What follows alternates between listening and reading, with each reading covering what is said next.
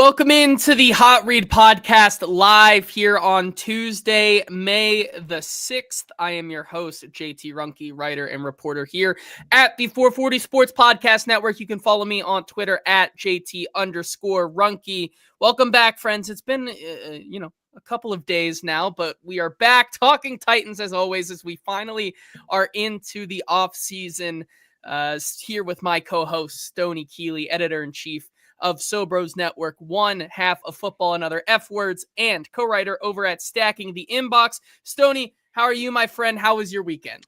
Man, I'm getting my ass kicked today, JT. It was the first time I had to mow and weed eat for the year. I've been out in the sun. I'm sunburned. My feet hurt. I feel like I've got some poison ivy on my leg. I'm not doing too great right now.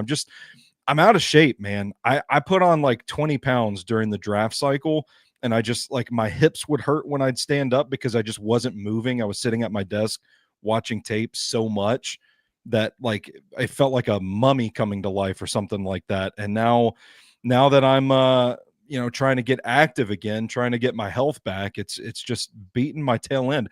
I need minicamp. I need to get an invite to Titans minicamp just so that I can go get the workout regimen in.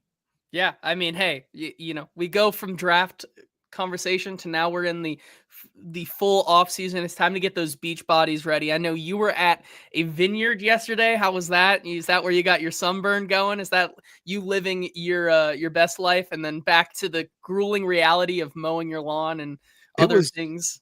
It was a little chilly on Sunday, and I had the hoodie out down at Arrington Vineyards, but 3 bottles of wine deep, you don't feel a whole lot at that point. I remember emptying a bottle into my cup and telling my buddy Brandon, like, yeah, I didn't really like this one all that much. And then hearing my wife from across the picnic table scream, I didn't get anything from that bottle.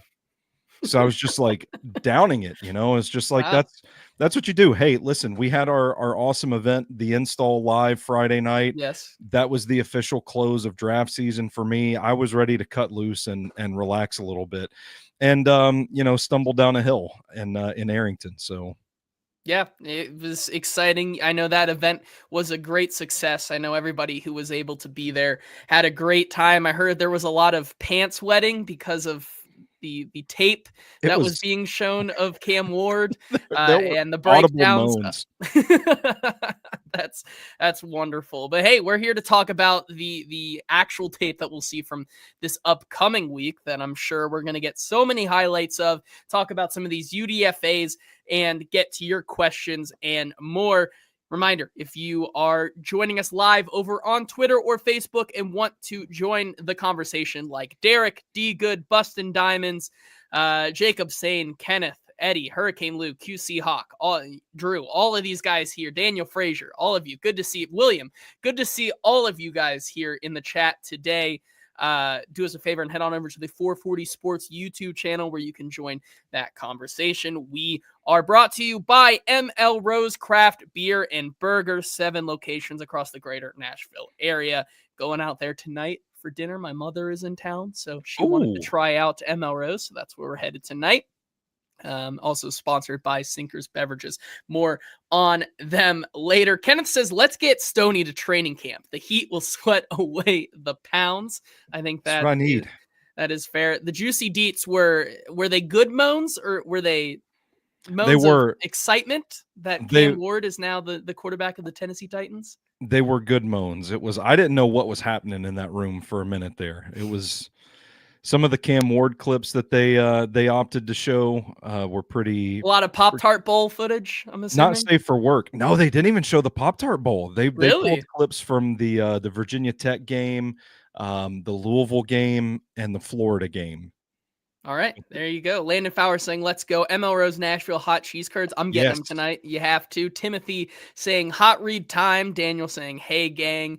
QC saying, did Stoney break down the tug of war tape yet? May have to get to that. Not yet. Let's see. Drew saying, here for the Brandon Crenshaw Dixon hype train. Hurricane Lou saying, hello. Eddie, good evening, lads. Hello to Jacob and Kenneth, all of you guys in the comments here today. D-Good saying, if Stoney is in this chat, you stay here. Also, Stoney, did you ever show JT that picture of Chelia Green from Saturday during the draft? Chelsea Green, I don't and know, it's I don't in know what the context is. it's in the latest Sobros mailbag. If Oh, you is it? want to see it, there was a moment on the megacast that Goody is referring to where you were asking me a question and a picture of Chelsea Green just popped up on my Twitter as I was scrolling, and it just completely distracted me, and that's what I Goody's see. referring to. Gotcha. Okay. Well, Derek asked, can we not fake the QB competition and just announce him as the starter? Dan, here a lot of these things are perfect segues into what we want to talk about today, which is the Titans do kick off their rookie minicamp this week. They've already been able to get time out on the practice field, and people, some of these rookies are starting to get the install and whatnot. But today's show is serving as essentially a preview for rookie minicamp, because just as a little scheduling note, this is our only show for the week, unfortunately. Just unfortunate timing that rookie minicamp is falling on the same weekend as my brother's college graduation. So I will be out and about doing those things. There's like 4 people in the Titans media who won't be here this weekend because Bummer. of graduation or weddings or something. So like, great job, Titans, for scheduling it. How dare they not schedule around the media being there, right? But Right? So it's unfortunate. So we have to talk about the UDFAs, and then next week we'll get to break down everything that we saw and talk about that post. But I thought today would be a great time to just basically lay everything out. The guys that we are really excited to see, compete this weekend, start to put their name on the map. I think it's a little bit of a different UDFA class this year as well as last year, because I know at this time last year, the hype over Gabe Judy Lolly and guys like that were all the rage. It feels a little different this year for this class, and I think that's an interesting talking point, which we'll get here to in a second. Let's talk about the guys here, first of all, that were actually drafted. The 9 draft picks that the Titans did have, starting with, of course, Cam Ward, which, to nobody's surprise, Cam Ward, it's exciting this year, unlike years past where, the hot ticket item last year was J.C. Latham and Tavondre Sweat's missing of practice. This year you get Cam Ward out there throwing the ball, slinging it, doing all those things, which I think is going to be very, very exciting. I don't think there's any expectations for him right now on this. I think it's going to be exciting. I do want to ask you, though, how important is it to you throughout this entirety of this offseason program that we're going to see to potentially see some down moments from Cam? See some of those things that we had concerns about on tape versus just these, because I do think it's important that we sort of are entering, like I said on last week's episode, we're entering like a second honeymoon phase with the Titans, right? Last season, we entered the honeymoon phase where everything is happy-go-lucky. Brian Callahan, we're getting super offensive-minded play now. We're going to be so much better. The Titans end up with the first overall pick. They could have traded back. They could have, gotten kind of stuck with that sort of plan and figured out the quarterback position at a later date. But no, we go with the sexy commodity, which is Cam Ward. And everything is, once again, the Titans are going to the Super Bowl. Like, everything is good. Cam Ward is the next bona fide franchise quarterback guy. I do think it's important that, Titans fans and media learn from last year, maybe take the what we see in practice with a more grain of salt. And I do think that you could potentially see this scenario where it might be good to see him struggle a little bit early on in the process, because I think the sooner we get out of that honeymoon period with Cam Ward and these guys and get back to realizing that this team is most likely still a year away from competing, but seeing really good progress from some of these young guys this upcoming season and in preseason, seeing them take on more, bigger roles, I think that's more important. Yeah, and I think that they're going to want to get to that point. This coaching staff is going to want to really test Cam, to really push him, to really, get to those moments where growth happens. I don't know about the approach with Levis last summer. It did kind of feel like sunshine and rainbows, and I don't know. I was never out at training camp or anything, but it kind of did feel like there was a lot of pumping sunshine with Will Levis last season. And then we got into August and started hearing like you and Easton start saying like, I don't know about this, guys. This isn't really developing the way that we thought it was.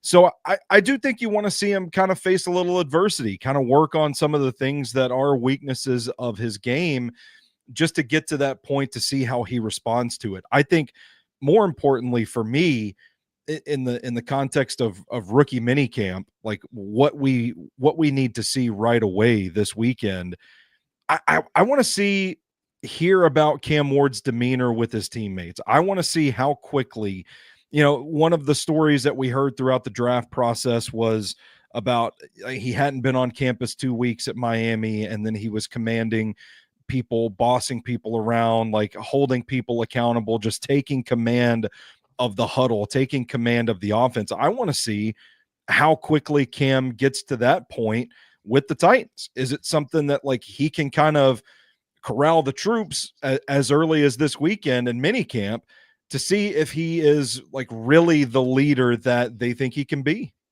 And it's, I think, a great point, because I think that's going to be one of the biggest questions as well if we get to talk to Brian Callahan and some of these players, because I think there's a lot of talk out there about the philosophical shift in this tone setting draft, which may not necessarily have been this draft of what we may have thought of, like plug and play starters, get guys who can be here now. Like maybe not the top of the list kind of guys when you're talking about a Chimere Dike, when you're talking about getting a Kevin Winston, getting a Femi Oladejo in the second. Like those guys are not the picture perfect model of what we thought how this draft was going to go. Instead, it looks like they've taken a pivoting move where you look at the team, the guys they brought in between Cam Ward, Femi Oladejo, who has had glowing reviews about him as a teammate. You talk about Kevin Winston, who even at not playing on the field last season was a team captain and was there.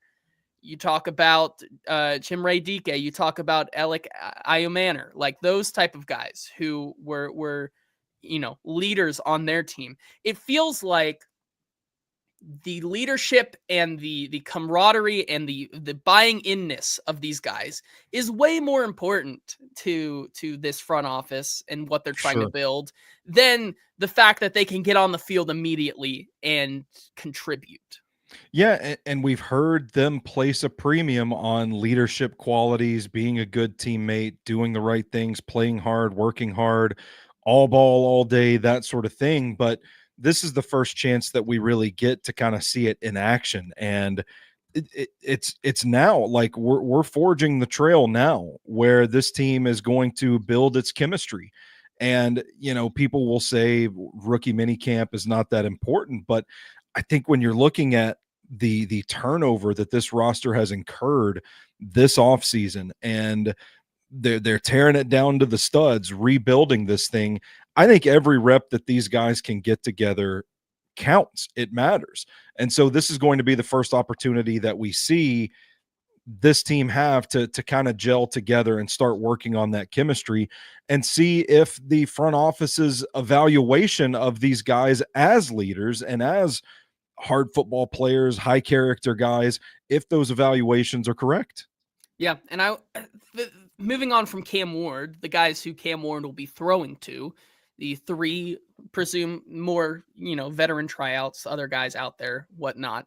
But the three main wide receivers that they brought in this draft class being Chimere Dike, Alec Iomanner, and Xavier Restrepo, those guys, the question for me is, what's the immediate impact for these guys? We heard from Brian Callahan last week about the impact that a guy like Chimere Dike and Alec Iomanner can have immediately on this team. It sounds like Iomanner will be starting more as an X receiver, and Chimere Dike is that one guy that we are going to talk about having that 3-position versatility in this offense. However, I do think, and this is the big talking point, a lot of the conversation is going to be about Xavier Restrepo, the Sure. UDFA wide receiver, Cam's former teammate who put up 1,200 yards in Cam's only season at Miami. I think there's, and this is probably not a popular opinion of people, and I know because I see it already. I see it a lot in the comments here, right? Like there, there are a lot of people in the comments who Daniel Frazier saying, "Guys, Xavier Restrepo is the new Puka Nacua." I hope that is not like I think that is a joke, but if it is not, it's an interesting take. D Good saying Xavier Restrepo, wide receiver one. Like there is no part of It's me there. that there is no part of me that doesn't think that there was going to be a clip or two of the Cam Ward to Xavier Restrepo connection Yeah. this weekend. And like that's all well and good. But I think it's fool's gold because when you get down to it, like there is a reason that, as I said on the Megacast on that Saturday, like I thought Xavier Restrepo was going to be a UDFA. The speed is not there. The quickness out of his routes is not there. He is more of a guy who is a technical route runner, but still isn't that refined. Like the way that he wins on his reps is having a plan of action on his routes and sticking to that and making defenders miss because of the way he runs a certain route. It's not his foot speed, it's not his footwork, it's not anything like that. I do think that like it's a nice buffer to have that instant connection for a guy like Cam to get him going. But I think as we go throughout this off season, right? Like the Restrepo hype is going to be there. And I just want to get it out there in front right now that I think a lot of it is fool's gold. I like this take from Bus and Diamonds where like Restrepo could very well be the new Mason Kinsey on this team. A guy who is a team player and just works because of his attitude, his commitment, the way he grinds. Like this is a guy who could have a successful long NFL career as a back of roster type of guy. But I think to get out in front of it and say that this guy is going to be, the connection is going to work the same as it did in college, I think is very, very silly.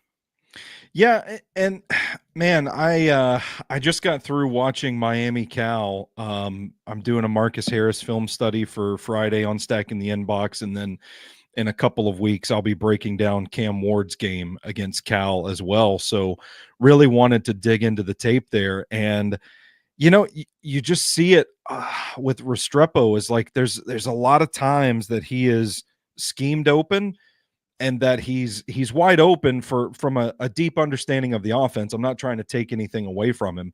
He is crafty. I do think that he manipulates defensive backs pretty well. Uses his hands, his feet, his head to kind of look one way and juke the other and spring open. He's got a really good sense of spacing and timing against zone coverage. It enables him to get open deep, timing his in breaks well. Some of those deep crossers, defenses didn't really respect him enough, and he made him pay. Like all the credit in the world to Restrepo.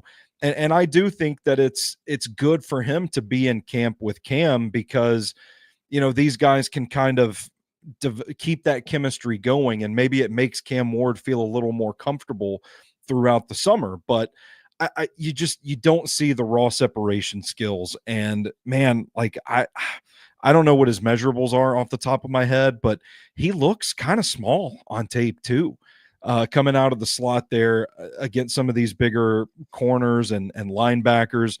So to me, he has an uphill battle to climb because I think they really overhauled this receiving core this offseason. And there are a lot of guys that are just more explosive than he is above him on the depth chart. Yeah, I mean, you look at measurables right here, 5'9", 209 officially is really tough. And like, I think you can like it's easy and it's tongue in cheek to make the Mason Kinsey, like he's the new Mason Kinsey connections, but like a team player who instantly has connection from the get go with your supposed franchise quarterback, a guy who is going to be there and play all facets of the game for you, has that chip on his shoulder, going to work his butt off. Like, that is the type of guy that you're getting in Xavier Restrepo, which is exactly like Mason Kinsey. And so I think like it's not out of the realm of possibility to say this is a guy who is a practice squatter for the Titans for the next 4 or 5 years or so. But I mean, I do think it's fair to say like that the hype that we may see this weekend is not something that I think should be taken at face value. if his work ethic is as great as his reputation precedes him, then by all means, like, outwork everybody at this camp and earn your spot. I'm not saying it's impossible. I just look at the guys in front of him and I just wonder, like, who is he going to beat out unless they're going to keep like 8 receivers or something like that.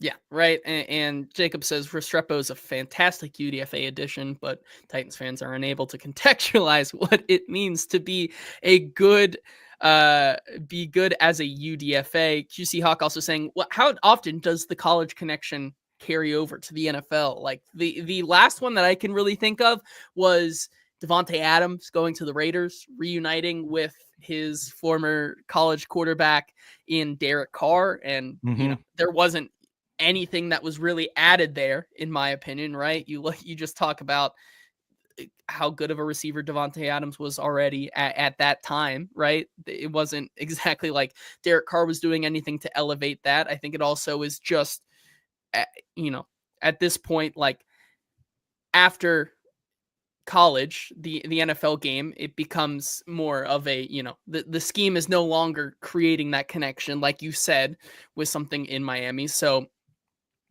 as Kenneth says here, Restrepo is not giving JT a Christmas card.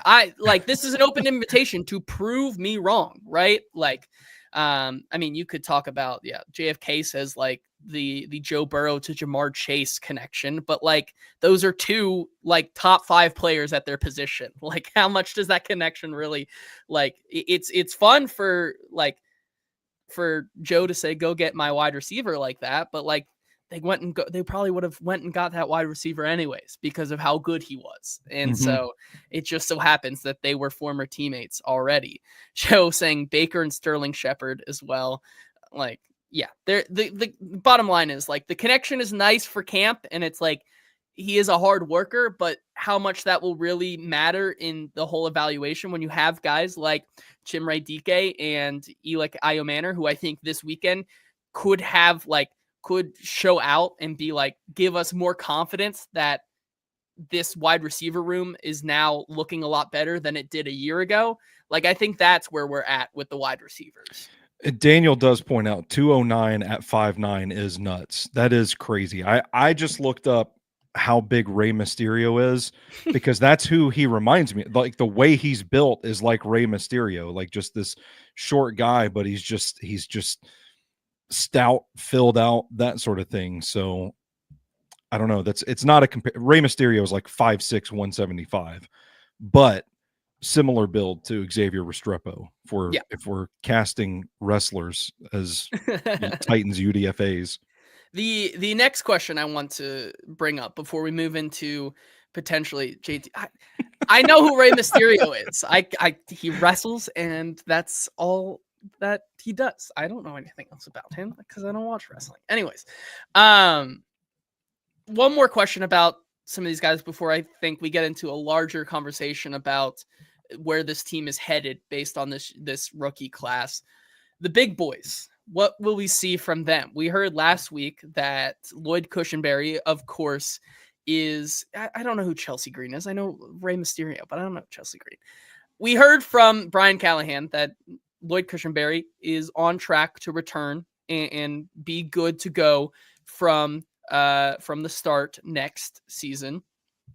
However, it doesn't mean that Jackson Slater may not get early looks here at the center position as well as guard. Stoney, is that something that you could reasonably see for Slater in his career? We talked about his versatility. The athletic profile of him is something that I know Bill Callahan really likes, but just from an offensive lineman perspective is like the upper echelon tier of offensive linemen. Is that something that you think a move to potentially being like this team's backup center, maybe even this season? Like, is that a positive move for him, or would you rather see him work more at that guard position and learn behind Kevin Zeitler from the get-go? I mean, why not both? Hey, we're gonna find out this weekend. Like, just get out there wherever you have a spot, get some reps. I think he does have the versatility to do both, and I'm trying to think of. I don't know. I know they met with the center from Vanderbilt for like their local pro day, but I don't know who else would be snapping the ball at minicamp this week. Yeah. If not Well, Jackson I Slater. mean, they did bring in one center, Caden Moore from Virginia Tech. So like it would be Okay. him or Okay. Jackson Slater, right? Yeah. Yeah. So I mean, it's possible that he could start getting some reps. I think he's going to be a utility guy to start with, that they're just going to kind of get him out there, see what he can do best, maybe get him some reps at both. I think it's critical for him to get these reps too, because now, man, you want to talk about a step up in competition. You're going from Sacramento State to the NFL. I think the more hits he can take, or maybe the more hits he can administer would be the more appropriate term for Jackson Slater. The more contact he can make with NFL caliber players, kind of knock some of that, not necessarily rust, but like welcome to the NFL, have that kind of moment for him. I think it's better for him to get as many of those reps as possible. I do kind of feel like he's probably going to start at guard with some reps at center sprinkled in, just because I feel like there's a greater need for a contingency plan, a development plan at guard than there is center right now. Yeah, and Daniel brings up a very great point. It will be interesting to see Slater when the veterans join in where he slots in, because like, correct me if I'm wrong, I think they brought back Corey Levin, but Mhm. besides They Corey did. Levin, it's like him as the backup. And then like when you're talking about guys who are going to push for this roster, like Jackson Slater projects to be that guy that I think, just from an athletic standpoint, could already be a better backup than Corey Levin. Like, Yeah. Corey Levin is just a cockroach. He refuses to die on this team. He always comes back, those types of things. But I do think that, Daniel says they brought in, they did bring in also 2 additional veteran centers from the Chargers as depth players as well. Those guys bring in that depth. But like, I think Jackson Slater has as good of a chance as any to really challenge for that backup center role and being that swing guard from to be behind Skoronski and Zeitler from the beginning. Who is the backup right guard right now? It's a great question. I mean, Jalen Duncan?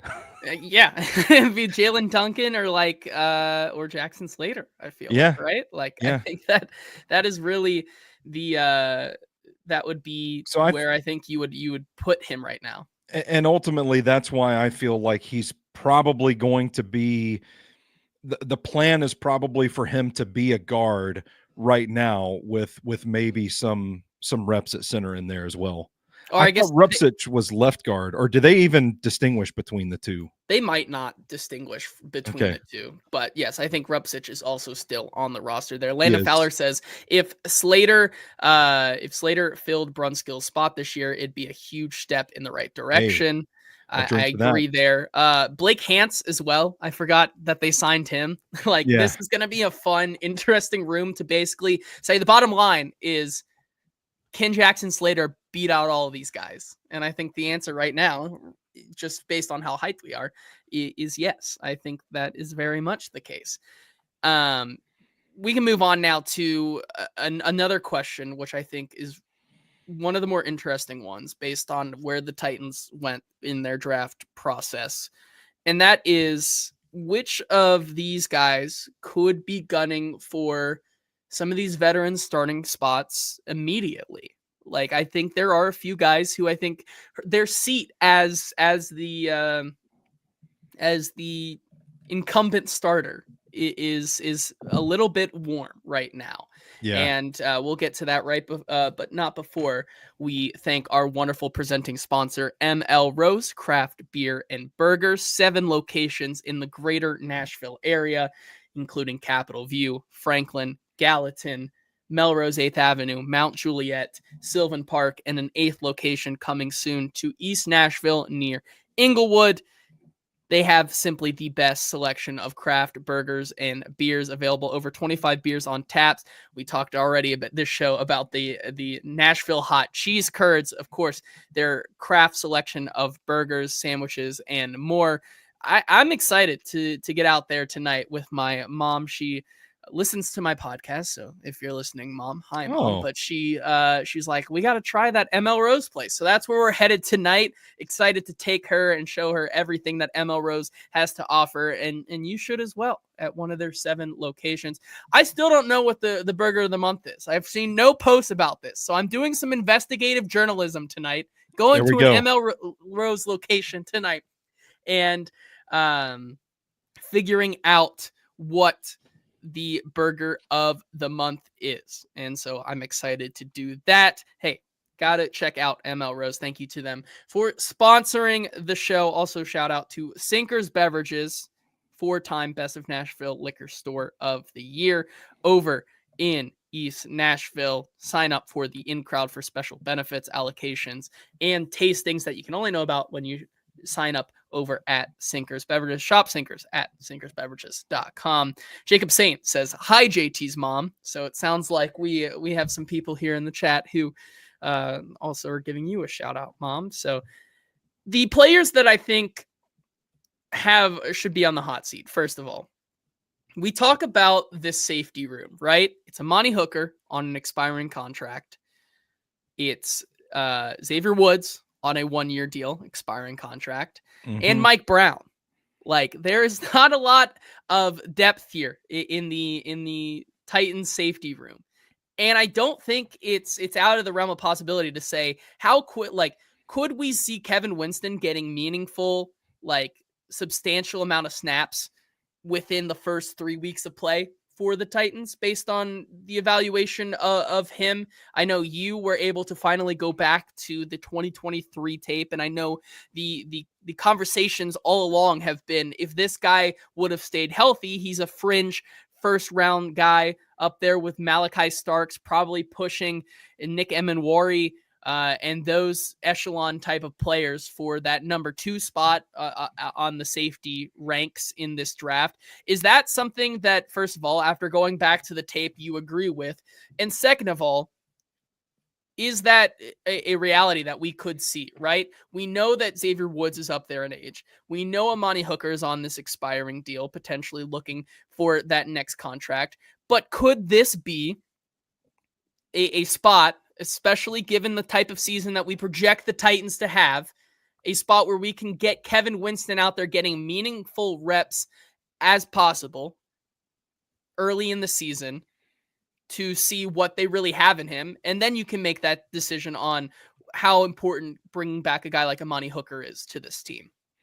Yeah, absolutely, JT. I mean, Kevin Winston Jr. is a complete, well-rounded safety. There's no doubt in my mind that had he not had the injury concerns, he probably is a fringe first rounder. I mean, his tape from 2023, maybe a tier down from like Malachi Starks, but Nick Emenwari, I'd put him in that conversation for safety too, for sure.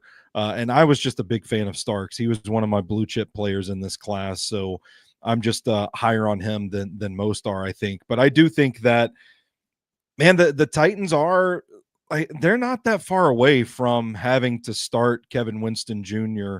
right out of the gate in 2025. I mean, you mentioned Amani Hooker.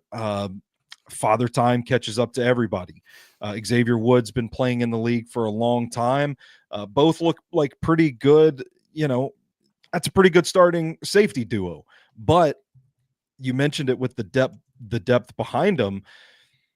Kevin Winston Jr. is probably one of your best bets. I mean, Kevin Winston Jr. probably better than Mike Brown at this point. I would imagine that unless the summer is just a complete catastrophe for him, he's going to be the one that steps up. And I'm confident saying now, after going back and reviewing the tape, that Kevin Winston Jr. is probably viewed as the safety, one of the safeties of the future for this organization.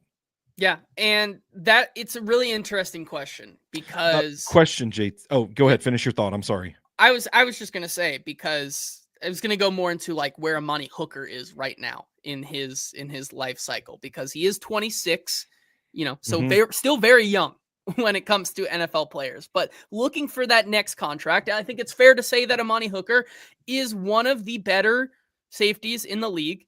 And you look at a contract like what Javon Holland got this past offseason, right? You look at the type of money that he got this past season. It was, let me try to find he got a 3-year, $45 million contract with the Giants, including 30 million of that guaranteed.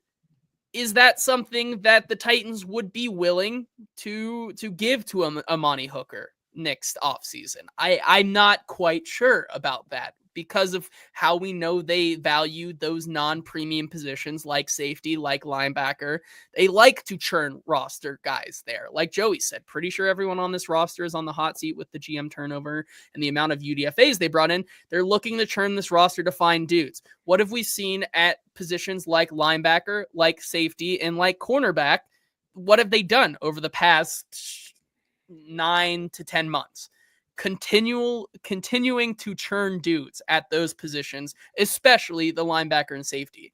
I'm not sure if it's, I think there are still things that are going in Amani Hooker's favor, like Bustin' Diamond says.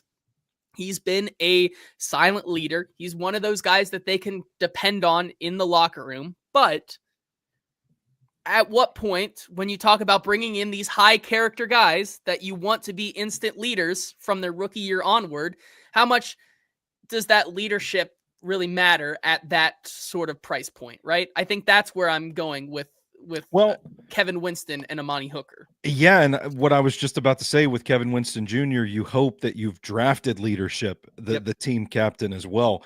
Is Hooker's deal done after the 2025 season? I can double check, but I believe so. Because my thing here is like, someone else brought up Roger McCreary in the chat as well. And before I forget, Daniel, I'm with you. I think Mike Brown is a pretty good developmental safety guy to have around right now. But if they can get into a situation where they start getting compensatory picks for some of these guys leaving, I kind of feel like that's the model that they want to tap into, that they want to inevitably turn Tennessee into, like the Baltimore Ravens, like the San Francisco 49ers, that are getting, 4 or 5 compensatory picks every single year, increasing the number of dart throws they can take in the draft. And if that's the case, I won't be surprised to see them let guys like McCreary, Hooker, and even Chigakonkwo walk when their deals are done. Yeah, and so he is a free agent.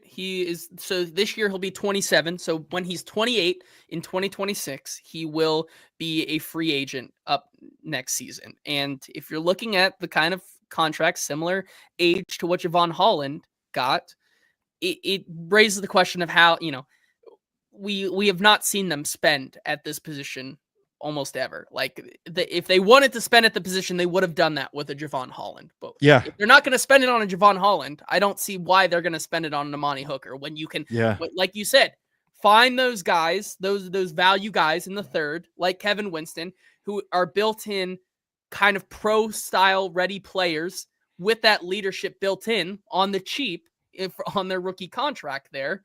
Like, I think you're looking at a replacement like that. And I know even Kenneth says here, given the cap rising and Cam on a rookie contract, I think a Hooker extension is entirely possible. I think that is very fair. But as much as it's important for this team to continue talking about retaining their developed players, he comes from a regime gone by that is no longer there. And I think that it's not entirely a done deal that they extend a guy like Amani Hooker. So I think it's fair to say that Kevin Winston could find his way into playing immediate snaps. Now, I think they're also with that injury, Kenneth does also bring up an interesting point that he could very well be a early pup candidate, although you talk about what he did late in the pre-draft process where he said he was feeling really good, was able to run his 40, things like that. So like, I think it's to a point where I think they feel good about where he is, that he could be a contributor from day one, something to watch. But I think that's where I'm at with Kevin Winston, that my expectation for him is that he gets reps early into his rookie season. Yeah, one more thing on the Amani Hooker front. I don't remember how exactly we tweaked their catchphrase, but it was something along the lines of draft, develop, and retain ... but not retire kind of Yeah. deal. Mm-hmm. We're at that point with Amani Hooker. I hate to be the bearer of bad news to all the Hooker fans in the chat, but we've drafted him, developed him, we've retained him. I mean, at this point, the deal's done. I think they're going to want the compensatory picks. So to me, that opens the door for, I think Kevin Winston Jr. is in the cards pretty early on in his career.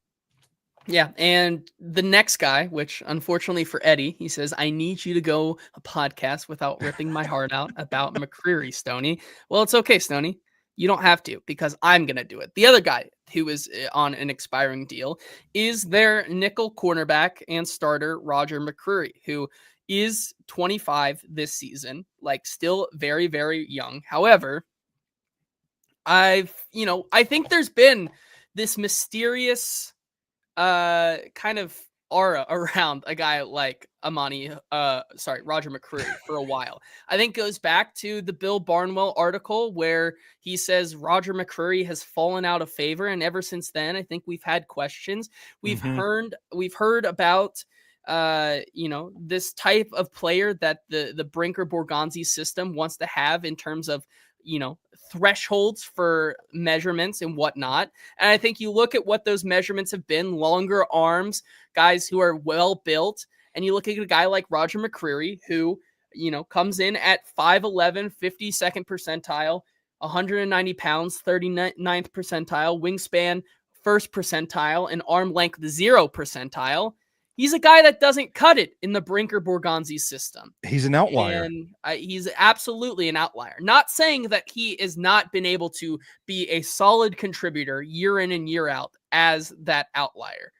I agree with that. However, you go back to what Brian Callahan said last week when he cited that the secondary and linebacker were two positions that he absolutely expects guys to contribute and compete for positions on this team, going so far as to name nickel as one of the most important positions. And so what I did is I went and looked at the UDFAs that the Titans are bringing in at the cornerback position here.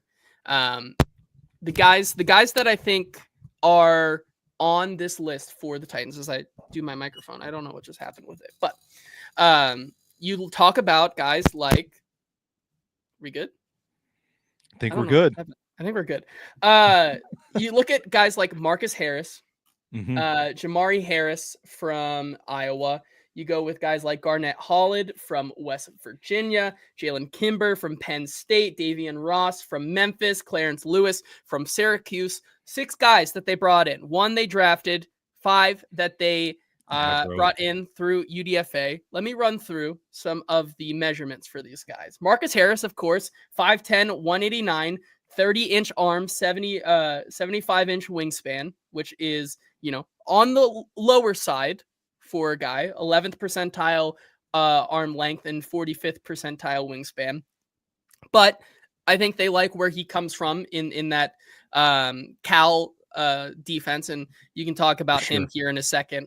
But you talk about guys like Harris, Holland, Kimber, Ross, Lewis, guys who are 6 foot or 6 foot. Clarence Lewis is 5'11". Davian Ross is the outlier in 5'10". Harris, Holland, Kimber, all are 191 pounds, 199 pounds, 190 pounds. And their wingspans are 31.6, 31.7, and 31.3. All guys with larger wingspans, larger arm length, guys who, even Clarence Lewis, 32 arm length. Those are guys who, for my money's worth at that size, all project to be guys that they want to see work at the nickel position.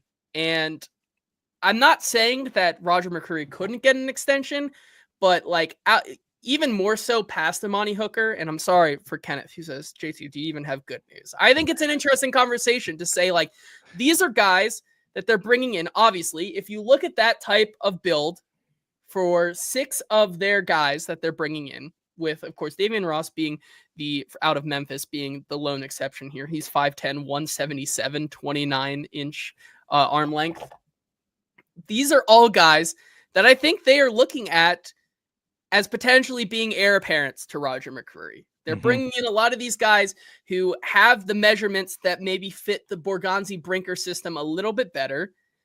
And I think when you look at it, this could be the first kind of time that we're able to look at potentially the heir apparent to Roger McCreary. Yeah, for sure. And I think, man, there are a lot of signs that point towards this situation being exactly as you laid it out. They have Roger McCreary for one more year. So it means that they don't urgently need a nickel right now. You don't have to spend a lot in free agency to get a guy. You don't have to invest high-end draft capital to get him. What you can do in this situation is just find guys that fit your metrics, find guys that fit what you look for in a nickel corner, size wise, arm length wise, measurables wise, that sort of thing. And just find a bunch of these dudes, bring them into camp and see who the last man standing is, that sort of thing. So the final nail in the coffin for me was hearing Brian Callahan actually say that in the press conference. When he actually specifically said nickel, I was like, uh-oh, all this smoke that you and I have been pouring out over here on the Hot Read podcast, I think there might be a little bit of fire to it. I don't think that they don't like Roger McCreary, by the way. Roger McCreary, I think, is a fantastic player. I've been a huge fan of his ever since the Titans drafted him, but I don't think that he fits the measurables that they look for. And I think, again, to bring it up again, I think he's a guy that you could get a comp pick for. And I think that's the model they want to head towards. It all makes sense to me the way we've laid it out here. It feels like this is an open competition to finding the heir apparent for Roger McCreary.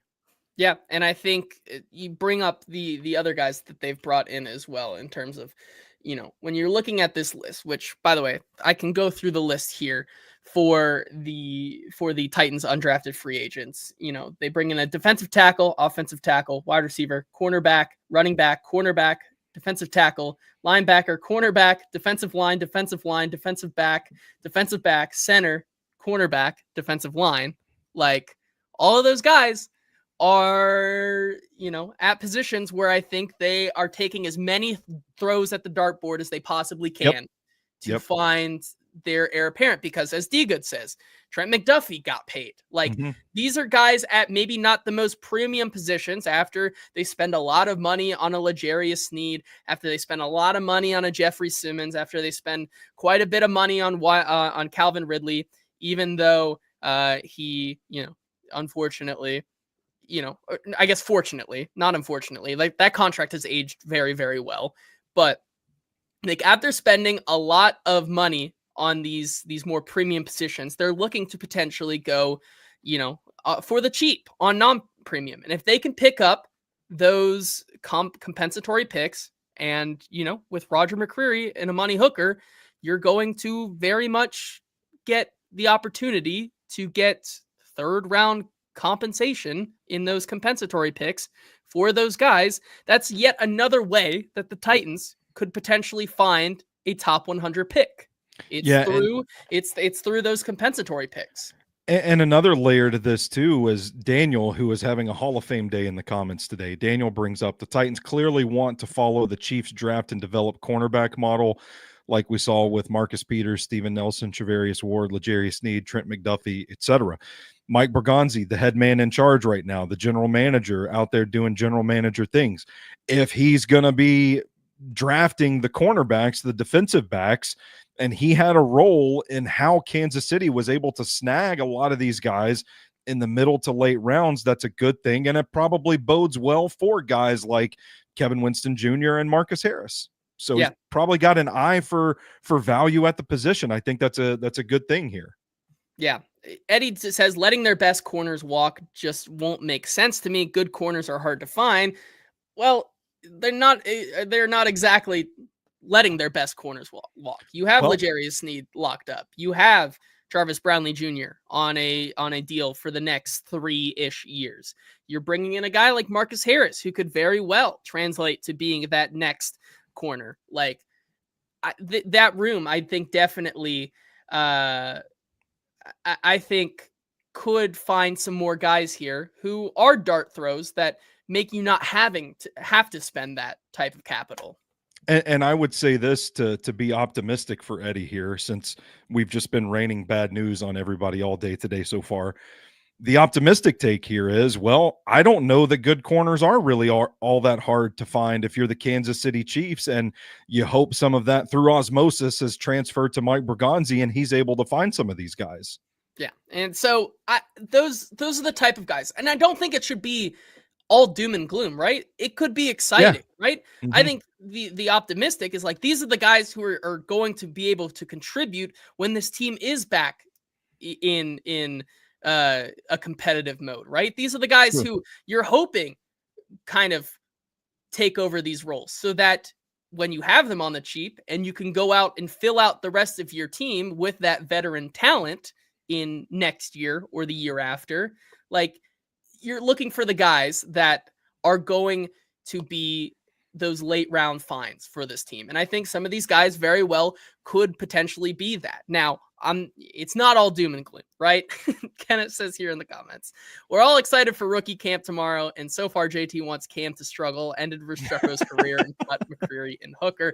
That's not going to happen. Like Hooker and McCreary are not getting cut. Like none of this is happening. No way. Right. However, like I think I'm looking a year ahead at where this team could be headed. And I think it starts tomorrow with some of these rookies, seeing how they step up, seeing how they begin their careers as Titans, UDFA or not. Like these are the guys who I think potentially could become the replacements for a Roger McCreary and Amani Hooker and, other places on this roster. Now, let's say, sorry. Yeah. Let's get to some like positive stuff, right? Like the guys that I think are really, really exciting in this UDFA class. First of all, Brandon Crenshaw Dixon is one who I think, much like the Jalen Duncan and the John Ajukus of old, like he's another guy that both of us, I think, are going to be really rooting for to have a roster spot. He's one of those guys who I think is a developmental guy that will at some point in his career develop into a versatile guy as a backup, something that where this team could continue to look to get younger at that position. Brandon Crenshaw Dixon is one of those guys. Marcus Harris, I think, like you said, you just finished your film study on him. He's a guy I'm really excited to see perform this week and throughout the rest of the offseason. Mm-hmm. Like I think he, coming from the kind of defensive scheme that he comes from, like could be a really, really good fit from the jump. We know that this team has been pretty successful early on, even if Rand Carthon was heading up the board last year.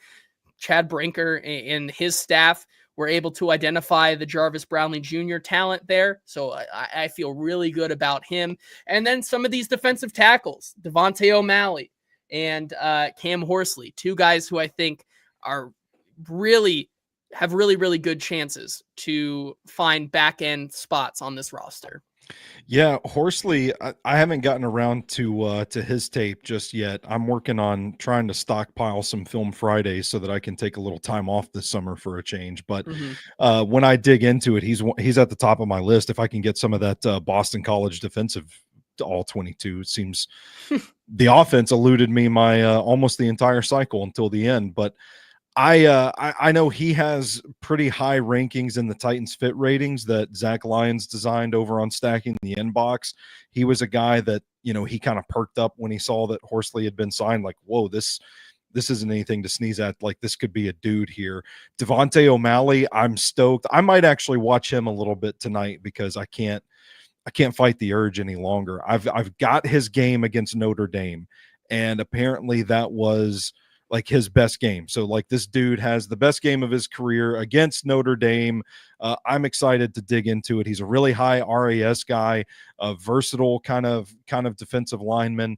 Both of those guys feel like really good fits. I'm a fan of Crenshaw Dixon. I've called him like the ultimate tape or testing kind of prospect. He's got some really good tape out there against really good SEC pass rushers. Playing right tackle at Florida. I don't know that his athletic testing was poor. Like that might be putting it mildly too. And I do think it shows up on tape sometimes, but this guy knows how to play. Like technically sound, good footwork. I think that he's more of like you don't want to see him in situations where he has to react and chase the edge rusher. But I think as far as positioning goes and just getting his feet set and getting to the right spot, taking the right angle to kind of meet the edge rusher in space, he's really solid at that. I think when he can get his hands on you, get the leverage on you, get hat placement, get his feet moving, I think he can create some drive in the run game. I think he's a really, really fun tackle prospect.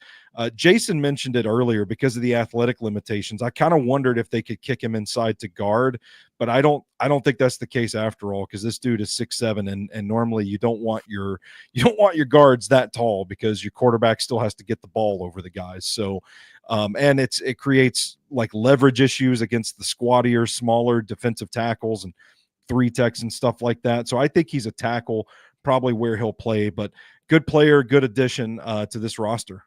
Yeah, absolutely. Devontae O'Malley, like there are guys here where I think this is a really good comment. Let me see if I can find it. Daniel says, Brownlee just immediately looked the part in rookie camp. Let's hope we get a couple standout cornerbacks this week. That's what I'll be keeping an eye out through videos and through the rest of my colleagues here on the beat.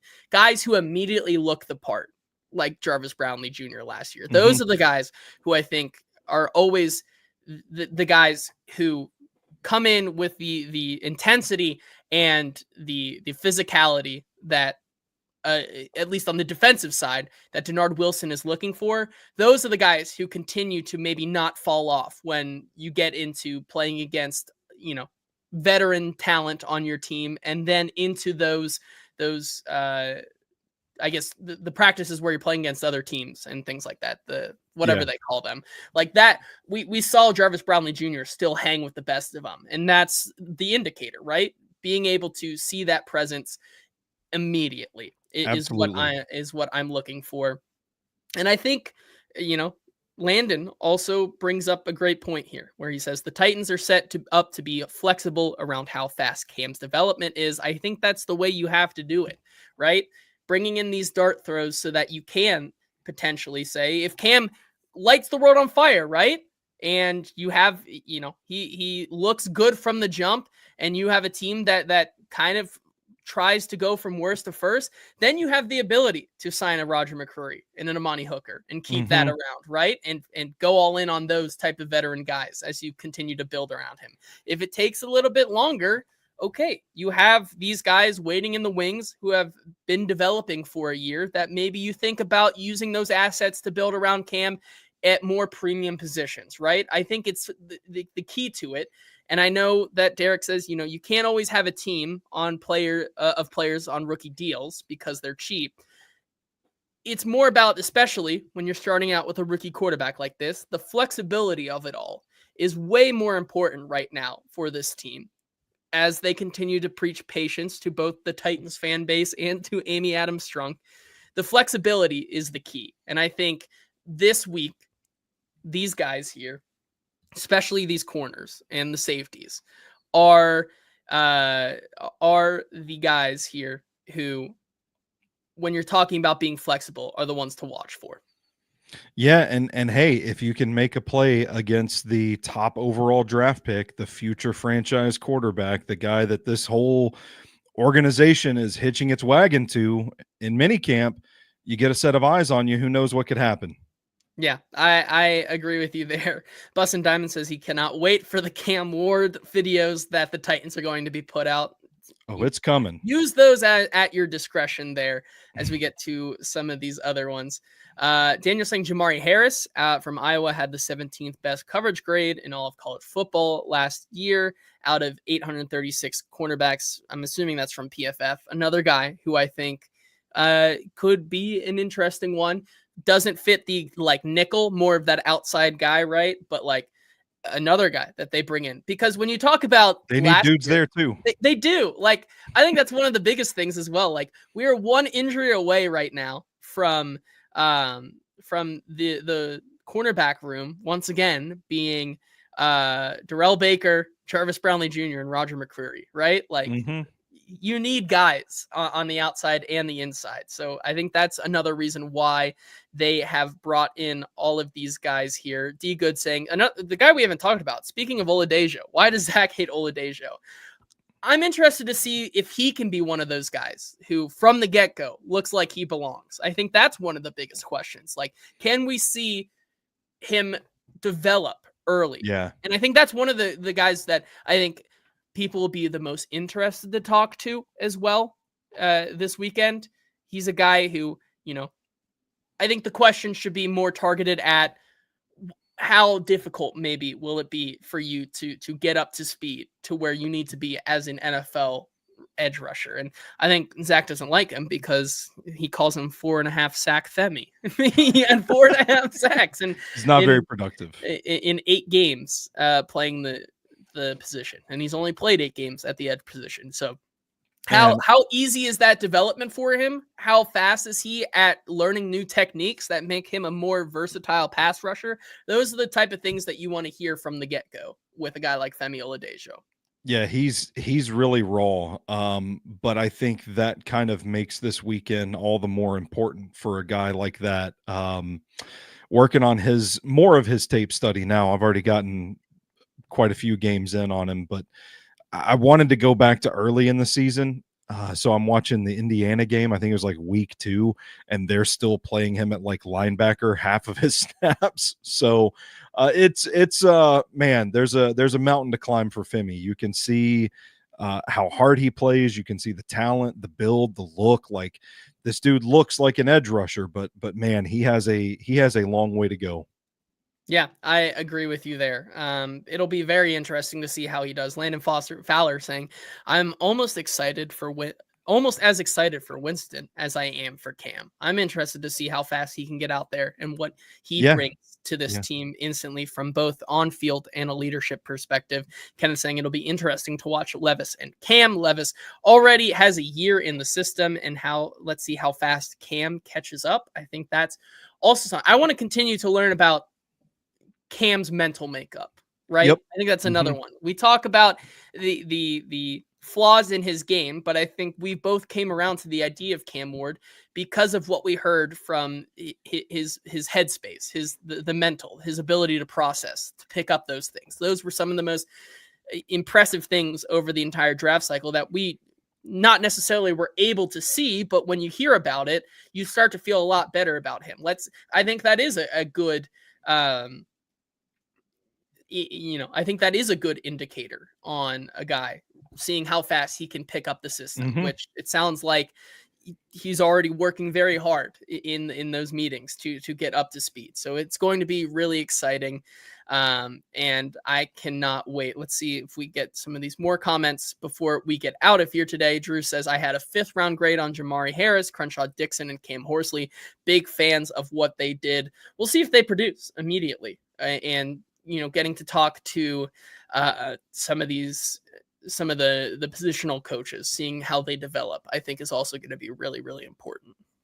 And we didn't even talk about Gunnar Helm today. We didn't. Someone called him the X Factor. He's another guy. If we want to bring, I didn't talk about him because I didn't want to be the bearer of bad news again. But like also another guy who's on watch, even though his contract isn't up, like Josh Wiley, your days are numbered. Like Gunnar Helm, for sure. The more and more I watch of Gunnar Helm, the more excited I become about the pick based on what he potentially could do in this offense. He's a guy that I think from a scheme fit, like I think and unfortunately, like what Gunnar Helm's scheme fit in a Callahan offense is, like I don't know. it's tough when you look at what the Bengals did, but like if you could see him in a Gesicki type of role, like from this year for the Bengals, like that type Yeah. of player for this team, I would really like to see Gunnar Helm in that type of role. And then the Mjolnir, the Thor's hammer, Kalel Mullings. Can Yeah. we see him go to work immediately? I think that's going to be really interesting. I'm stoked, man. I'm stoked. There's some juicy nuggets about Gunnar Helm on the install from Friday night, which I think Buck said we'll be able to watch on YouTube in full later this week, if I'm not mistaken. Oh, so There's a that'll be little exciting. tease for that. Oh, there you go. Well, you'll be able to check that out, I'm sure, on 104.5 The Zone or something. Yeah, I don't know. I'm horrible at this stuff, so Yeah, I see. We're starting a movement, I guess, today. Derek is hashtag pay Roger, which I think the Roger listen, McCreary faithful might get that going. I like Roger McCreary. I don't know how more clearly I can state it, but I don't know that they like Roger McCreary as much in the building.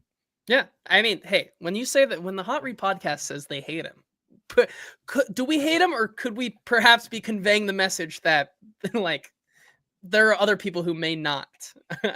Eddie said, give Roger the beans. So I like that excited one better. to Yeah. see that one. Well, that's going to do it for our episode today.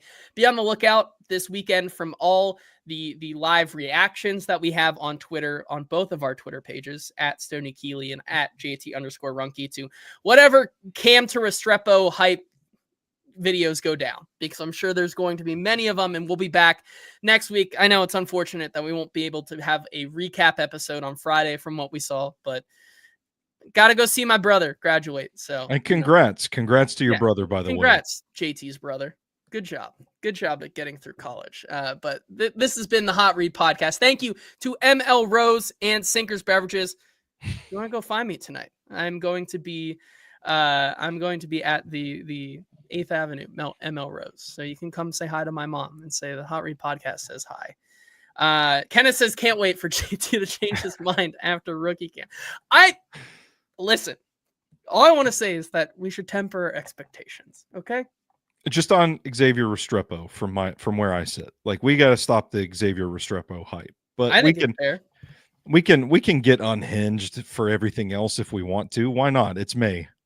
All right. Well, that's been the Hot Read podcast, and until next week, we will talk to you then. Have a good week, everybody.